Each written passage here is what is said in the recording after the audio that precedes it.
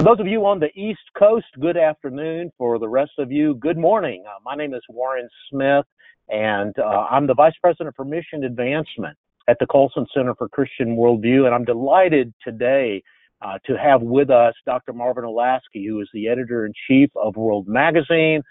He is a mentor of mine, and also over the years we've come to be good friends, and I'm going to turn the floor over to Marvin in just a little bit and let him share with you. It's really going to be more of a conversation today for the first 30 minutes between Marvin and me. And then after 30 minutes, we want to throw the floor open to you for questions.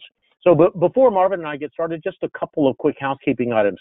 We will end promptly at 1 o'clock today, Eastern Time, so you don't have to worry about us taking your entire afternoon. We are also recording this session, and we will be sending you, within the next 24 hours, an email that will have a link to this conversation between Marvin and me, and including as many questions as we can get to in the last half of our time together. We want you to feel free to share that link with anyone that you think might be interested in it. That link will be live for a full year, and so you can share it with family, with friends, with pastors, if you are a pastor, with your congregation, anyone in your sphere of influence who you think might benefit from the conversation that we're going to have today. I don't want you to feel any restrictions or any concerns that you might be violating some rule to do so. You have our permission. In fact, you have our active encouragement to do so. So with that, a little bit of housekeeping. I just want to welcome in Marvin Olasky. As I said, Dr. Olasky is the president, or rather the editor-in-chief of World Magazine. He's the author of any number of books. One of the books that I'm sure we'll talk about some today is Prodigal Press, Confronting the Anti-Christian Bias of the American News Media. It's really, for me, it was a seminal book. I read it when it first came out in, I believe, 1988. And I had the privilege of working with Marvin to revise the book in 2013. So this is actually the second edition of that book. And of course, if you don't know World Magazine, I also want to strongly recommend World Magazine. We've got a great offer at the Colson Center this month, which is one of the reasons we wanted to have Marvin on. And that is that for a donation of any size to the Colson Center of any amount, we'll give you a free one-year subscription to World Magazine, and this is another issue, the 2018 News of the Year. So, Marvin, with that bit of shameless self-promotion, let me just turn the floor, or rather bring you into this conversation more actively. The theme of today's conversation is, what can you do when you can't trust the mainstream media? And I'd like to begin with some of the assumptions behind that question. Is the mainstream media really biased? Should we trust them? Well, sure. All journalism is really directed in some way by some worldview. And so the New York Times is very much biased in favor of a secular liberal worldview. You could call it other things too, but that bias comes out all the time. Even on the front page of the New York Times, we sometimes think of the editorial page as the place where opinions are expressed, and the front page is clear of that. Well, not at all. The front page is really the New York Times prime editorial page, and if you read it with that in view, then you can actually get some benefit out of it. Not so much to find out what's happening, but what the New York Times thinks is happening and how it tries to come at issues. Well, Marvin, I know that you, partly in preparation for this video webinar, but also because this is just what you do, you took a look at the New York Times today. Do you have any examples of what you're talking about? Well, sure. Let's look at the top three stories, the three lead stories on the front page of the New York Times today. The first one, I'm looking at it right here, is Bolton's request to counter Iran alarms Pentagon. Strike option sought, fear that a hawk will precipitate a conflict in the Middle East. So those are all very, very dire headlines. And we have the lead, senior Pentagon officials are voicing deepening fears, and then it goes on from there. Well, that in World is what we call anonymized. We're not really fond of anonymous sources like that. Senior Pentagon officials, who are these folks? Do they represent the Pentagon view generally? Do they represent a particular part of it? Folks who like to talk to reporters. So it's a very alarmist headline based on no substance that the New York Times is able to give us in terms of real quotes from real people named and so forth. One of the things we try to do at World is have quotations from named sources. We won't go with the story that's just unnamed sources, but the New York Times does that regularly. So that's story number one on the front page. Story number two. Marvin, yeah. Let me interrupt you there just for a moment, Marvin, because you brought up like a really key point that we could probably spend the entire hour unpacking if we wanted to. But you said that World will not use an anonymous source, or at least very rarely use an anonymous source. Can you explain the conditions by which you might use an anonymous source and why this is such an important idea? Sure. Well, first of all, we won't base a story entirely on anonymous sources. If we have some named sources, preferably the testimony of two witnesses who are willing to stand up for what they say by having their names used, then we can have other support from unnamed sources if we think they're verified, but only in support of the named sources. And we do unnamed sources. Number one, we try to explain this to readers. We say that a source is unnamed because either his life or his job or his family's lives would be in jeopardy if we were to name him. Now, occasionally in other things, again, as secondary sources, we will have an unnamed source. We may not give the name because of protection of privacy. If there is some particular thing in the individual's past, we might want to do that. But again, it's only in support of named sources. We try to avoid situations such as the famous Bob Woodward situation. Again, a very noted reporter involved in Watergate back in 73 and 74, has done lots of good reporting work, but there was one story where he interviewed William Casey, the former head of the CIA, at a time when Casey, according to his wife and other folks who knew him, was actually in a coma and could not talk with anyone. But that came out as somewhat of a reach, I think, even for as good a reporter as Bob Woodward to be able to get words from a person in a coma at that time. So we try to avoid things like that by relying on named sources. So, yeah. Anyway, well, exactly. Yeah. No, keep going. You were involved. You were in the middle of your analysis, and I interrupted you. Apologize. Proceed. Yeah. Sure. This is New York Times front page today. Story number two after the unnamed sources story about Bolton. Trump faces nonstop war for survival. Political fight for wall may be just the start. So here's the lead on this. So it has come to this. The President of the United States was asked over the weekend whether he is a Russian agent, and he refused to answer directly. That's the lead. The second paragraph, the question, which came from a friendly interviewer, not one of the fake media journalists he disparages, fake media in quotation marks, was the most insulting thing I've ever been asked, he declared. But it is a question that has hung over his presidency now for 2 years. Well, two interesting things there. I mean, number one, although the lead says he refused to answer or refused to directly answer, actually he did answer it by saying that this is the most insulting thing I've ever been asked. So it was an answer despite what the lead says. And then if the question has indeed hung over his presidency for 2 years, why exactly is it news right now? Because the New York Times says it is. So that's one of the ways to read the New York Times, or also read the Washington Post. Not so much what happened yesterday, but what the New York Times or the Washington Post wants you to think about, maybe what happened, maybe. So that was story number two. And let me just mention story number three. Barr could embolden a limit-pushing president. That's a story against the Attorney General nominee, Bill Barr.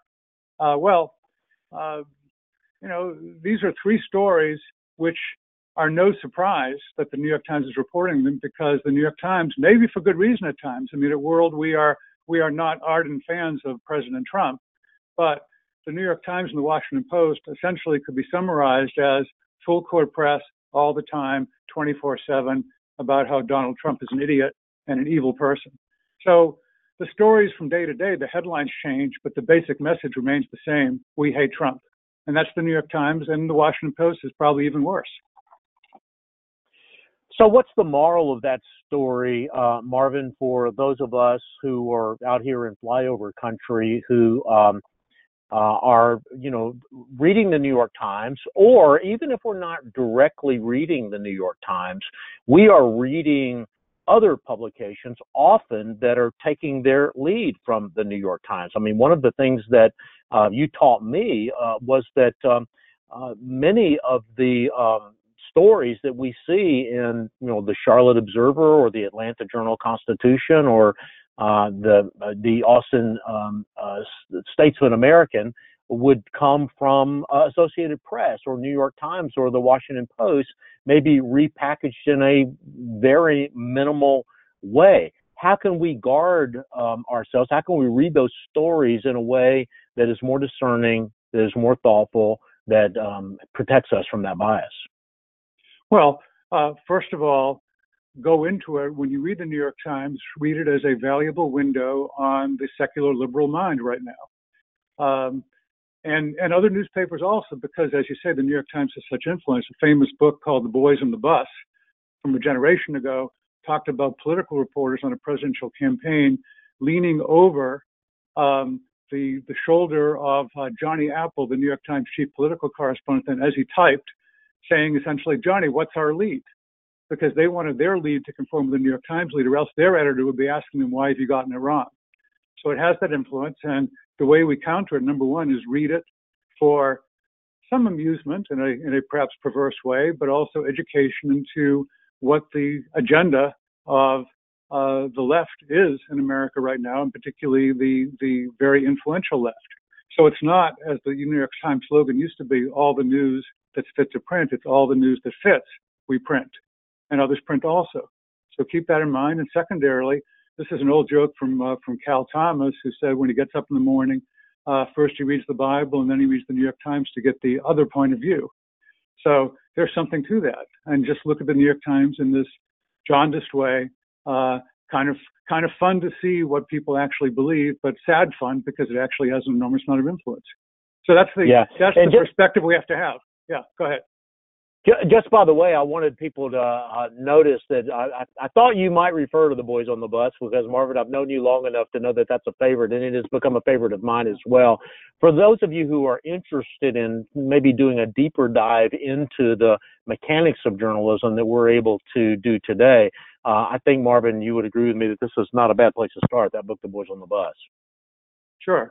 And other books also, more recently, have certainly exposed the bias of the New York Times, but it's not really even an exposure anymore. I mean, everyone knows this. The sad thing is some people read the New York Times and think they're actually getting an objective view of reality, but it's not objective. It is directed by a particular worldview. In a world, we talk about biblical objectivity, which is very different, where the Bible is very clear on an issue, such as, well, we're thinking over this next week, particularly about abortion, with the 46th anniversary of the tragedy, Roe v. Wade, coming up. We look at that. We see that there's a bias there. We're not surprised at that point, and we shouldn't be shocked. We shouldn't be alarmed. We shouldn't be going around running the sky is falling because the New York Times says it is. That's the New York Times. Enjoy it, educate yourself by it, but don't take it all that seriously. Yeah, you mentioned that there have been other more recent accounts. Here's a book that I think also, Marvin, that you recommended to me a few years ago called Gray Lady Down by William McGowan, What the Decline and Fall of the New York Times Means for America. And I do think, though, that it is important that we not be completely dismissive of organizations like the New York Times and the Washington Post and the Associated Press, in part because they are so many newspapers around the country have cut back so much on their reporting staff that many news organizations depend upon their reporters for the basic facts of a story. Is that not accurate? Well, that's very accurate. And so, yeah, you should take what I say with a perspective that I tend to react this way to the New York Times and the Washington Post to keep myself more or less sane rather than angry all the time. I like to think that as reporters, we have a front row seat at the circus.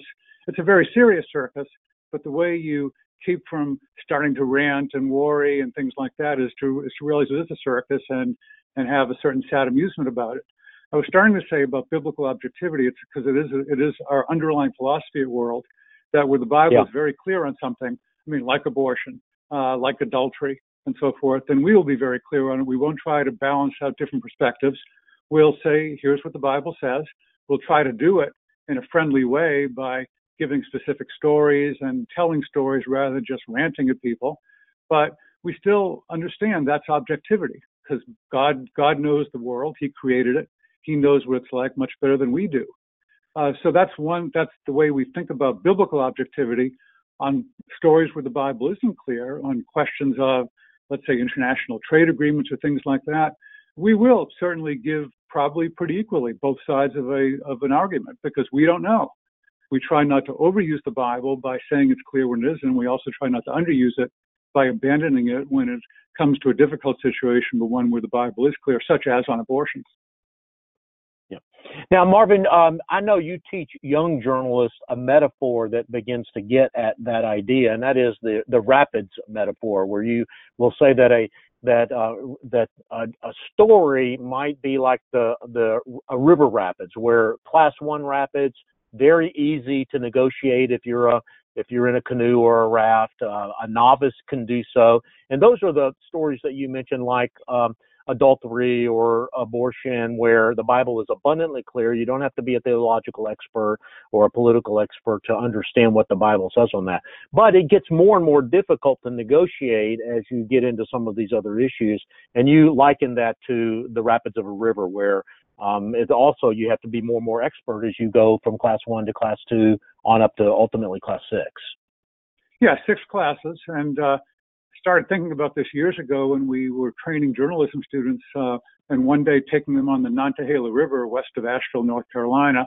And since I had a little bit of experience in this, I was usually the one who was supposed to captain one of the rubber rafts with 6 or 8 people in it. And I was so poor in my captaining that I usually got everyone thrown into the river at some point, so much so that one student was left quivering in the middle of the raft saying, "Let me out, let me out." But that's where we started thinking about this as we were going down the river. Yeah, class 1 is gently down the stream, a little bit of whitewater, easy. Class 2, and that would be a question such as adultery, for example. We have no desire to balance out pro-adultery and anti-adultery viewpoints. Class 2 might be something where the Bible is not explicit but it's implicit, such as, parents are instructed certainly to bring up children in the admonition of the Lord. So this can be done in different ways. We tend to be very supportive of Christian schools and homeschooling. Sometimes people send their kids to public schools, and that can work out well if the parents are clear about what they're doing and try to counter the propaganda kids receive. But that's class 2, where the Bible is implicit. It's not saying you have to send your kid to a particular type of school, but it is certainly saying that biblical education is very important. Class 3 would be something where people citing different verses can come to different conclusions, but seems to me, and we have discussions about this, that through careful analysis and trying to read the whole counsel of God, you can come to conclusions. An example of this, to my mind, is poverty fighting. It's very clear that the Christian compassion that works is challenging personal and spiritual, and that a lot of government poverty fighting that's bureaucratic and secular and just treating people as numbers, that doesn't work very well. So I would say the Bible has a lot to teach us about how to fight poverty successfully, how to be compassionate as Christians, but it doesn't give us explicit things that are as clear, let's say, as positions on adultery. That's a class 3 rapid. So in covering a class 3 issue, we will certainly look at both sides. We'll still try to come to some conclusion and be directed by that biblical understanding. Class 4 is where the Bible just doesn't give us real clear directives or even implicit directives, but there is a biblical understanding of history, there's a biblical understanding of human nature, and those help us come to some conclusions. Class 5 would be somewhat like that, but weaker. And in Class 6, really, we're on our own. We don't want to claim that the Bible is telling us to do particular things when it isn't. So there, we are going to be more like the traditional objectivity of balancing out different perspectives. So we go all the way, and we talk about this. So when we have our conference calls every couple of weeks and planning out issues, we talk about stories. Are they class 1? Are they class 3? Are they class 6? And then we try to go out and report in connection with that. Well, Marvin, you mentioned the editorial calls that you do at World. And, of course, here at the Colson Center, we have a weekly editorial call as well that I help lead. John Stonestreet is on that call, David Carlson, who edits our Breakpoint, and our writers. And on those calls, which, by the way, since I've spent many years on the World phone calls whenever I was there at World, and now I've spent now three plus years on the Colson Center calls. They're remarkably similar in a lot of ways, and they're similar in this, that we really go at it with each other sometimes. That a part of the process of those calls is iron sharpening iron. Do you mind giving our viewers a little bit of a peek under the hood of the car, and specifically on those calls, how do you decide what's a world story and what's not, and how do you decide how to cover it? Well, we try to cover lots of different things, but in some ways, over the years, we've emphasized 7 in particular, and we think about this, and we're using the words leap forward. Leap 4, each of those letters stands for an issue we really try to go pretty well on and emphasize. So the L is for life. The E is for education. We think that's really important. A is for arts, or the arts in terms of movies and music and books and so forth. We have a lot of book reviews, and we try to help readers in that way.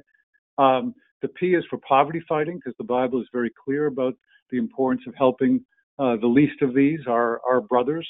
F is for family, with family issues so very important. That includes, these hard questions now, the way our society is trending on issues of homosexuality and transgender and so forth. The O is for origins, namely the battle of creation versus evolution, intelligent design, and so forth, because those issues are so fundamental to everything we think about as far as the nature of man and the nature of God and the world we live in. And then the R is for religious liberty, which again has become, much to our sorrow, such a big issue as secular forces press down on Christian groups. So leap forward, and we try really to do a good job on those things. And we have on our website, we have roundups devoted to those, where we have one of our writers gives several examples of how this particular question of religious liberty or family or others have come out in the news over the past week. So leap forward, and then we have also a couple of international roundups. We have a politics beat that we have a roundup on every week, and so those stories go into our website. Each day we have 5 to 8 or so key stories that we report and try to let our readers do one-stop shopping to get the basic news. But we also encourage, and I would encourage our readers to, of course, read World, listen to our daily podcast, The World and Everything in It, which also summarizes the news and gives perspective, but read other things as well. I subscribe to the New York Times because I have to, and I also, as a professor, get an academic grade. I don't like to shovel more money towards the New York Times, but I have to do that. Right. If folks want to do that, it's useful. But there are sources that you can read online that aren't going to charge you anything. I find The Atlantic a very useful magazine to read online, and you can read the stories online, both because, again, it gives you an insight into the liberal worldview, but also it has one really good reporter named Emma Green, who I think is accurate and honest in the way she writes. But others too. You learn things, and you sort of see what's coming up on the left side of the agenda. Other things that are. Go ahead. Yeah. Well, no, we've gotten a lot of questions actually about that, Marvin. Okay. Just who do you recommend? So if that's where you were going, let me be quiet and let you keep going. If not, I was going to make a couple of suggestions myself, but please proceed. Yeah, things you have to pay for to recommend to get the other side would be the New York Times or the Washington Post or the LA Times. So I half recommend those, one of them, but I don't really. The things that we're not subsidizing by looking at, the Atlantic is useful in that way. The Guardian, a British newspaper, has some interesting articles about America. There's a website, there's a whole series of websites called, to start out as Real Clear Politics, but there's also Real Clear Religion, and the one I sometimes go to, again, for free, is Real Clear Policy, which gives you stuff from the left, stuff from the right, and so you can compare and contrast. So that type of stuff is useful. I don't really recommend spending a whole lot of time watching CNN or Fox for that matter, because they are, they both do a lot of spin. I tend to prefer often the spin of Fox rather than the Fox of CNN, but I really don't trust it anymore. I certainly don't trust NBC or ABC or CBS. So rather than spending half an hour or an hour watching those shows, I think a much better thing, my wife and I go out and walk our dog, and we listen to The World and Everything in It on our podcast, again, which people can get for free. Just sign it up with the usual way you sign up podcasts, and that's a half an hour that gives us, we like to see what our friends and colleagues at World are doing, and sometimes I will critique certain things, but we find that useful. Right after that, sometimes if it's a longer walk, we listen to Al Mohler, who has a daily look at the news, again from a very definite biblical worldview. But then I'll listen to other things. I mean, there are New York Times podcasts. Malcolm Gladwell, from Memory, has a podcast which is, again, from his left of center perspective, but he's a smart guy and it's interesting to listen to. Tyler Cowen, Cowen, has a podcast interviewing various people, and he's more of a kind of a centrist libertarian in a way, certainly a non-Christian point of view, but that's useful to listen to also. So those are just some of the things that I try to listen to regularly, usually while walking the dog, and so I recommend dogs particularly.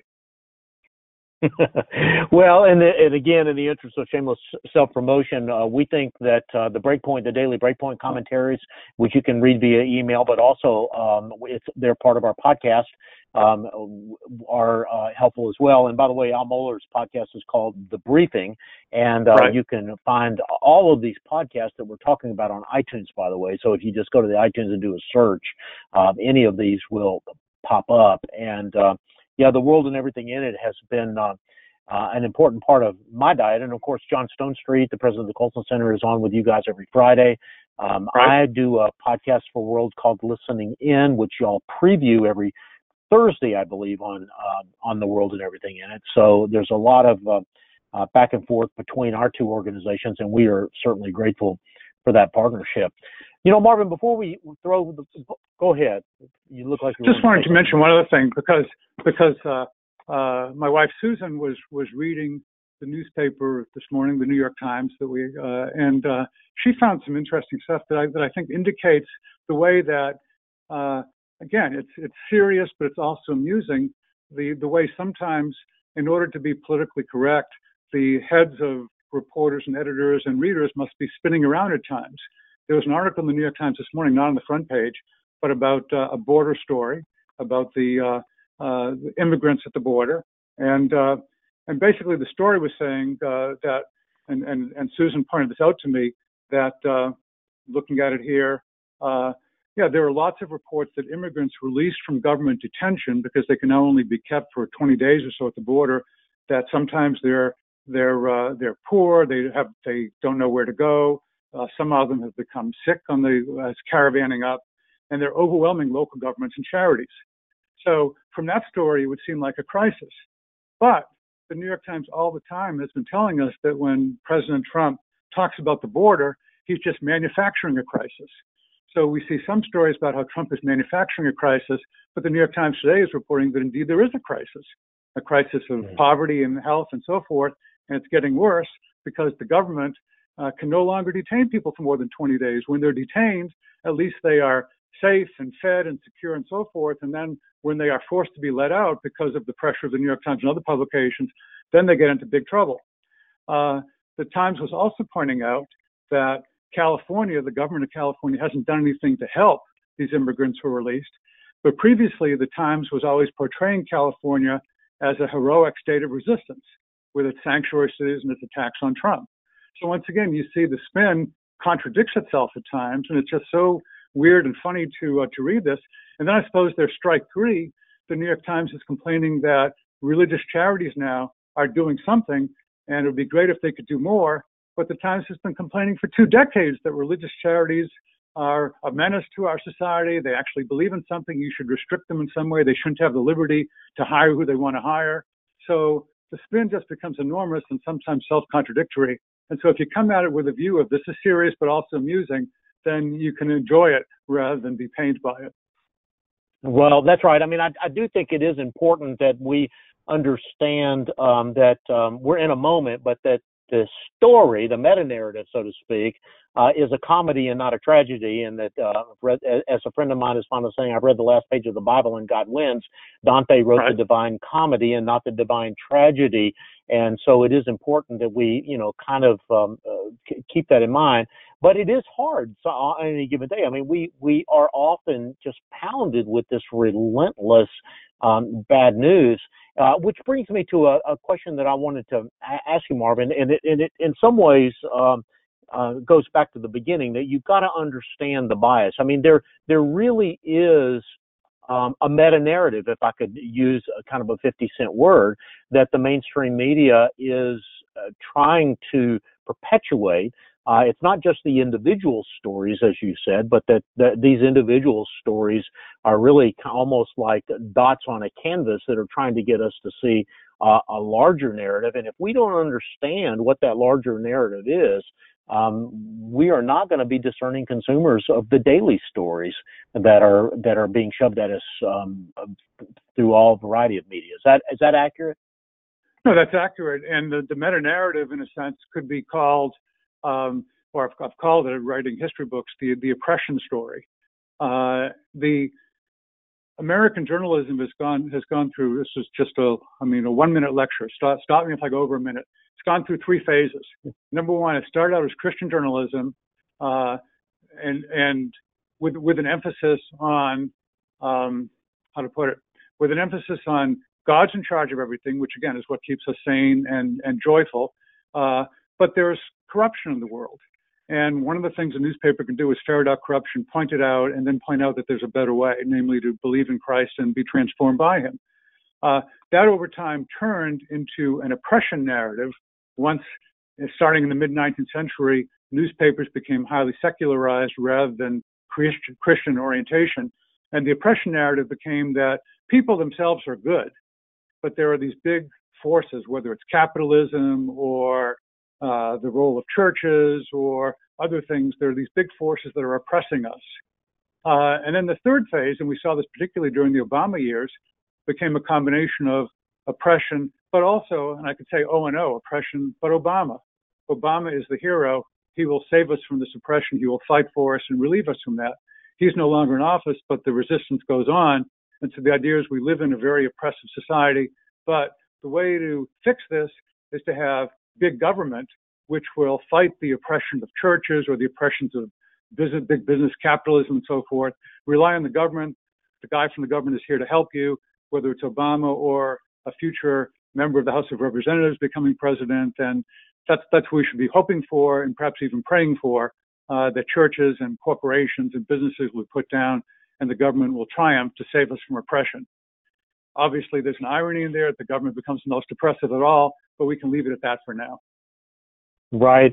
Well, Marvin, we've gotten a lot of questions, and before I open the floor to questions, I've got one more that I want to ask you myself, and also I want to remind everybody how to ask a question. Depending upon the device that you're using to watch us today, either at the top of your screen or at one of the sides of your screen, you will see a sidebar and a tab that says questions. Just click on that tab. It'll open up a box. You can type your questions in there. I will see them, and we're going to get to as many of those questions as we possibly can. Though I should warn you, we've already gotten a whole lot of questions. And before I start down that list of questions, Marvin, I did want you to talk about one more idea that I know informs a lot of your thinking and the coverage that you do at World, and that is this notion of the forgotten man. Whenever you are thinking about how to cover a story, I know when I was in editorial meetings with you, you would often ask a reporter who was proposing a story idea, okay, well, the Times is covering it that way, or the mainstream media is covering. What are they leaving out? Who's the forgotten man or woman or child in this story? Can you say more about that? Sure. The man, woman, or child. I mean, again, thinking about the 46th anniversary of Roe v. Wade coming up, certainly child, the unborn are often forgotten. I mean, 60 million kids killed since Roe v. Wade in 73. And newspapers won't even mention this right now. In fact, there are some newspapers that they won't allow letters to the editor about abortion. They will sometimes refer to using the Latin term fetus, but they won't say unborn child or unborn baby, which newspapers all the time did until the 1960s. So certainly the forgotten unborn there. the forgotten uneducated. The big structural problem I think we have in the United States is not private enterprise, but it's very poor inner city public schools. And so you have the uneducated kids who are then sent out and they often become unemployed because they haven't learned the skills to get jobs. So we try to pay attention to those who are ignored, the poor people who are in trouble, sometimes because of things they've done, but often because of no fault of their own. They have been poorly educated and poorly brought up by single moms, and that's a crisis in itself. So we try to emphasize the uns. These are the forgotten people in American society. So, we are a conservative magazine in lots of ways, but we are in some ways strange conservatives because we emphasize the forgotten folks. I guess we are compassionate conservatives. We try to be. Yeah. Well, very good. Marvin, I'm going to go ahead and go to some of the questions. By all means, folks, as you're watching, feel free to continue to submit questions. We'll get to as many of them as we can. And because we're trying to get to as many as we can, I hope you'll forgive me that some of these might go from the ridiculous to the sublime. I don't necessarily mean that your questions are ridiculous, but I just mean the order in which we take them might seem somewhat ridiculous. One of the questions that came from Bill, he says it might be a bit off topic, but in fact, Bill, I don't think it is off topic, and that is that why are there organizations like, for example, the Freedom from Religion Foundation or the Southern Poverty Law Center, for example, that seem to punch way above their weight in terms of their ability to get coverage in the mainstream media? Is this an example of a shared ideology with the mainstream media, and mainstream journalists are trying to give them a megaphone for a message that otherwise maybe wouldn't be getting out? Or is there another cause? That's it. Yes. I'll try to be very succinct here. Yes. Giving a megaphone to people who you agree with, which is a very neighborly thing to do, but it's not useful for the society as a whole when there is such an obvious bias, against Christians, and really, I think it often comes down to a bias against God. Well, Marvin, on that topic, that's another thing that you taught me, and that you teach the reporters on an ongoing basis at World Magazine, is that even when we are reporting about, quote unquote, our friends, so to speak, we need to approach those folks and those organizations with a healthy skepticism. I think I've heard you say that we need to ask what the critics would say or would ask. We need to report against our own biases. So that's an important skill that all journalists need to develop, seems to me. Yeah, I think that is true, and a lot of conservative organizations do an effective job of fundraising by raising fears and concerns and sometimes even panic. I think one of the things, some of the sayings we've had at World over the years is that the sky is not falling because God is holding up the sky. One of the things that we actually emphasize is we talk about sensational facts, understated prose. So we try to report weird and terrible things that are going on, but we will try to do it not by screaming, but understated in certain ways. Being calm, sometimes trying to be humorous about it if there is humor there. Emily Dickinson used to write "Tell it slant." That is, to make your major points, don't just rant, but tell stories. And I sometimes abuse that and may go on some little rants of my own, but I like the principle of it, and we try certainly to do that in the magazine. The sky isn't falling. God is holding up the sky. As you said, there is a happy ending. We know it's coming, and this is the day the Lord has made. Let us rejoice and be glad in it. Yeah, Chuck Colson used to say, outrage is not a strategy and despair is not an option for the sinner. So that might be the Colson Center version of what you are teaching and preaching over there at World. But I think they're fundamentally the same message, which is the message of Scripture, that God is sovereign and that we should go about our day and we should go about our work as writers, as journalists, and as storytellers with that as a bedrock understanding of the way the world is operating. Right.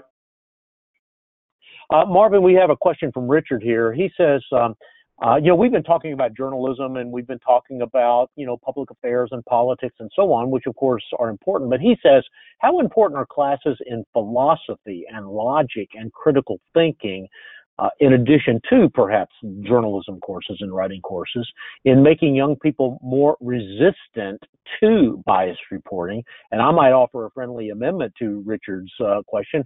And how important are those courses in making great Christian journalists as well? Oh, crucially important. Critical thinking is a term invented by the left in some ways, but I think it's a very valuable term for Christians to take as our own. I mean, that's what we want people to do. And just an example being, again, the New York Times front page, to approach it critically, to understand what the biases are, and then read on. Folks who want to read a good book on this, when I was teaching at the University of Texas some 20 years ago, and teaching for a couple of years, big classes of 500 freshmen, I had them reading Thomas Sowell's book, which was new at that point, called The Vision of the Anointed. But it's still good, still in print, still very much worth reading and taking to heart, because Sowell's not a Christian, as far as I know, but he certainly understands critical thinking, and he criticizes the vision of the anointed, namely the most powerful secular left groups in society. But we have to do that in conservative groups too. Groups need to fundraise.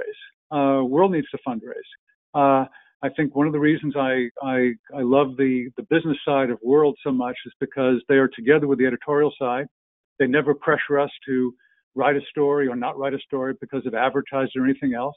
And they try to emphasize that the world is the Lord's, all part of it. And so we are together, and I think harmonious in some ways, because we all understand and believe in God's sovereignty, and that really will keep you from getting ulcers and heart attacks by worrying too much about things we can't control, but God does control. Yeah. Well, Marvin, that brings me to another question, which is a little bit off the content side of things and more on the process side of things. But since I've gotten it 3 or 4 times, and since you mentioned Thomas Sowell's book, I wanted to just answer the question of how can we see all these resources? We will be adding a section at the bottom of the email that we're going to send to you. In fact, that's why often it takes us a day or so to get the email out to you, because we'll be adding a section that has at least as many of these resources as we can remember. We'll go back through, but Thomas Sowell's book, there will be a link to Prodigal Press. There will be a link to books that we've mentioned, like Gray Lady Down and The Boys on the Bus.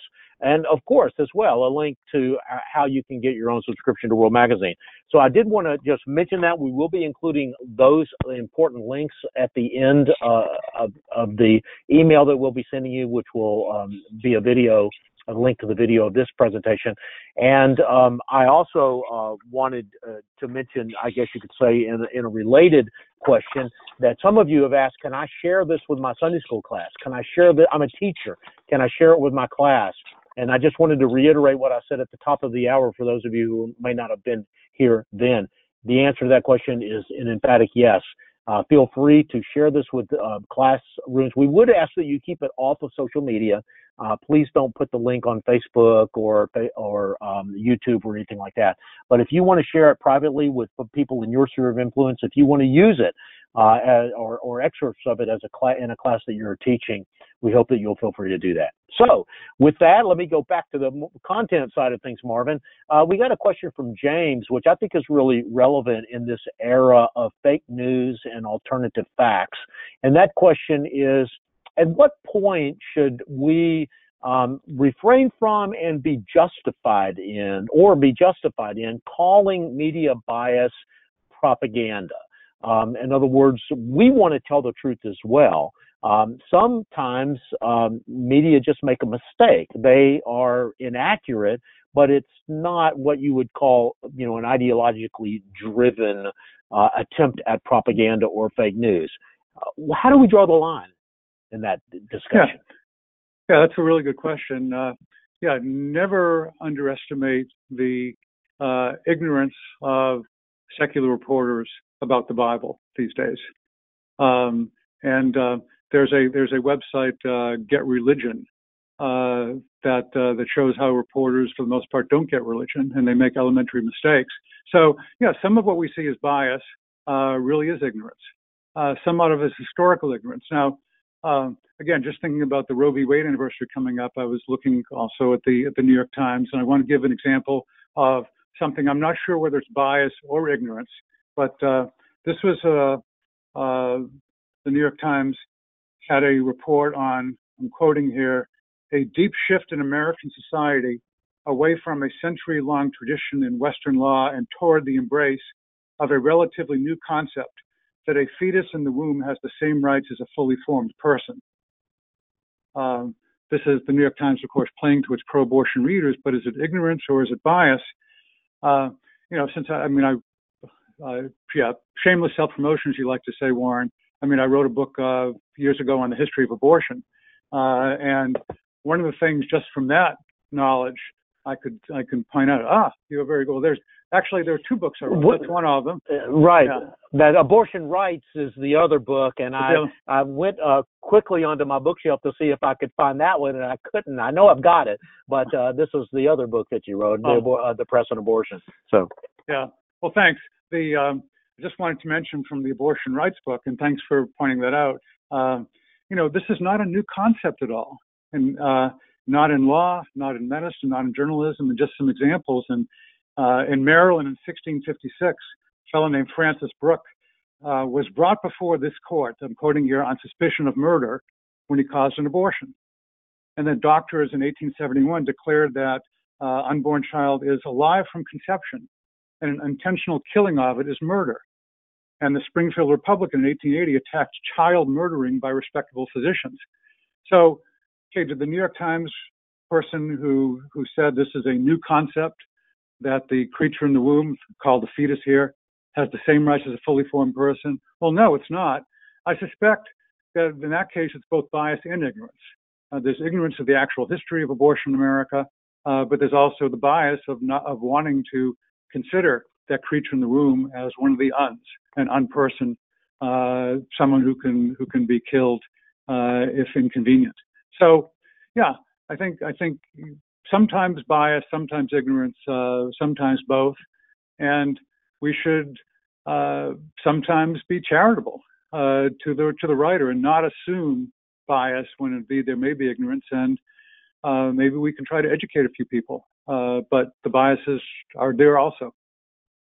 Well, yeah, Marvin, and again, if I could be allowed to editorialize just for 30 seconds myself, I think that there's a lot of propaganda and a lot of extreme ideological bias in the mainstream media, but I also become concerned sometimes about folks on, quote unquote, our team who become what we hate, so to speak, that we will be very quick to bear false witness and not show any grace whatsoever in the way we characterize either the media or folks in the world, which is not to say that we shouldn't hold them accountable and that we shouldn't be very direct and very specific whenever we see those examples. But I do think, if we're not going to become what we hate, we've got to be truthful ourselves in the way we characterize other people, and gracious for that matter. Yeah, I like reporters. I like having lunch with reporters. I enjoy talking with reporters. Often very, very interesting people. People who are listening here should not be afraid or averse about taking a reporter to lunch and have a conversation and be civil and tell jokes and so forth occasionally. And I don't think there's a reason that we should be calling reporters enemies. They're opponents. Sometimes they're enemies, but often they're opponents, and it'd be good to try to create a personal connection with some folks. Cal Thomas, does this at the National Prayer Breakfast every year, but it's not just a once a year thing for him or for others. It shouldn't be a once a year thing for us. Enjoy reporters. Well, our late great friend Michael Cromarty is fond of telling a story about whenever the Southern Baptists were dealing with issues of gender roles a few years ago, he got a call from a reporter, and and he started quoting, I believe it was the book of Romans. And this reporter stopped him and said, wait a minute, the book of Romans, who published that book? What year did that book come out? Who's the author? And, Michael realized then just, the level of, and I don't want to say stupidity, that's not the right word, but indeed the level of ignorance that many reporters have when it comes to reporting on religion and Christianity in particular. Yeah, the New York City joke about someone seeing a crucifix and saying, who's that naked guy on the plus sign?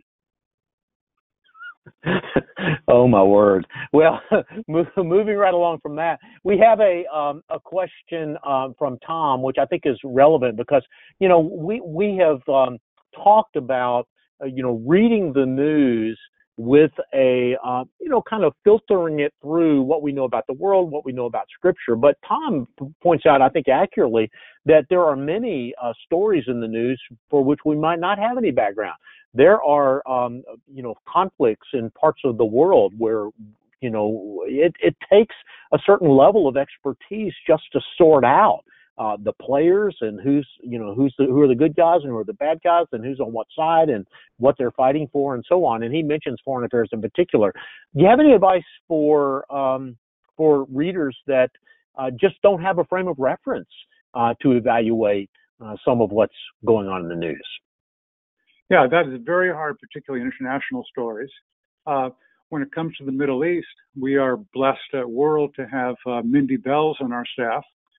She has been covering this for years in the Middle East. I mean, she has traveled extensively and sometimes ways that worried me, potentially dangerously in Syria and Iraq and other places. So, yeah, I think you can trust what you read in World from the Middle East. We have a brilliant young reporter in Nigeria now, Onize Ohikarari, and I think you can trust what she says. Our China reporter, June Cheng, I think you can trust. So those are particular people who have real expertise because they've been there, they've lived there, they know the people, they care about that. I think for many publications, you have what the British in the 19th century called Afghanistanism. Namely, you could write anything. If you were a British journalist then, and probably now, you can write anything at all about Afghanistan. You can make up stuff and no one will know because who's going to come and tell you you're wrong? So, yeah, that is a huge problem. Sports reporting is often the best reporting in newspapers because people have actually seen the games and will jump on factual inaccuracies. So sports reporting is best. Reporting that's closer to you, you can perhaps trust if you know somewhat of the terrain. But the further away you get from your own understanding and background, and particularly international news, that's where critical thinking is especially important. And basically, don't believe what you read. There is I have a friend named George Friedman who, again, not a Christian, but a very thoughtful guy with a lot of expertise who puts out a thing called Geopolitical Futures. I tend to trust George's analysis. So, for example, when General Mattis became the Secretary of Defense, George told me that he had been following Mattis for years. He really trusted Mattis. This is a guy you could put some confidence in. And so that was a sad thing when he left the administration recently. But unless you have that personal knowledge, it's very hard to trust anything you read internationally. But that's the way it is with so many stories. Because again, directed reporting, directed by a particular worldview. Jack and Jill went up the hill to fetch a pail of water, and Jack fell down, and Jill came tumbling after. What's the analysis in that? I mean, why did Jill come tumbling after? From a family perspective, you could say, well, she was the loyal wife, and so Jack fell down and she went down to help him. But from a feminist perspective, you'd say, well, Jill, she's giving up her career in order to help this guy who is so awkward and fallen down. So why should that happen? So even in Jack and Jill, you can interpret it according to different worldviews, and then you go out to Afghanistan and even more so. Yeah, by the way, George Friedman's book, I think it's called The Next 100 Years, is one that I have, will probably stick on our resource list, Marvin, just because I've been so taken by that book. It's really excellent. We're coming close to being out of time, and you've alluded to it just a little bit in your last answer, but Pete asks, Do you see any hope or any positive examples of local reporting from either a conservative or a Christian perspective? World obviously is focusing on national and international affairs. Occasionally, we'll dip down into a local story that might have that might be a keyhole view into a larger national or international room, so to speak. A couple of years ago, I know there was an organization called Patch that was starting to do some local news coverage. Are you seeing anything currently or on the horizon that gives you any hope in terms of local news coverage from a Christian or a conservative perspective? Yeah, that's a disappointing thing because there really hasn't been very much of that. I hope there would be by now, but no. There's one fellow I know who has set up a website in Northern California, a small town there, but that's really about it. Not a whole lot, and I wish it were different.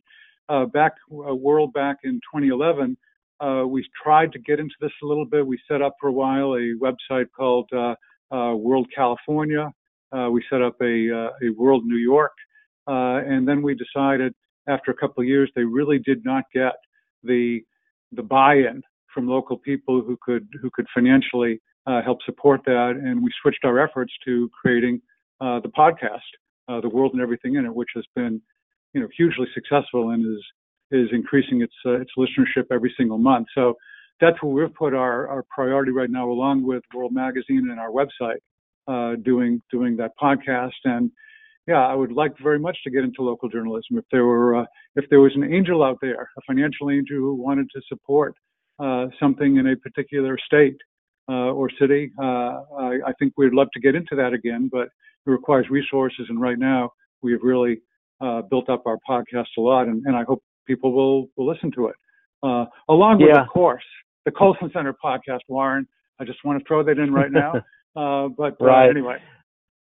Well, I appreciate that, and I would just add to that. I spent a number of years in local journalism, trying to model on a local level what World was doing on a national level. Owned at 1.7 newspapers, and I can tell you that it is a tough road to hoe.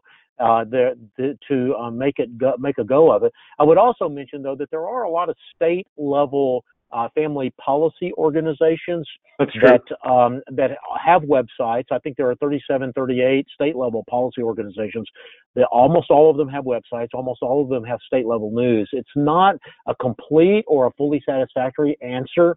They're not doing the kind of journalism that World is doing, of course, but I do commend them to you. If you live in a state, whatever state you're in, North Carolina, for example, we have the North Carolina Family Policy Council, and South Carolina, the Palmetto Family Policy Council, the Palmetto Family Council, I think is what it's called. So I would invite all of our viewers to check out what's going on at the state level with those organizations before they. Let me just mention one thing, because my wife Susan and I have just finished a week of intensive training of 10 mid-career Christians.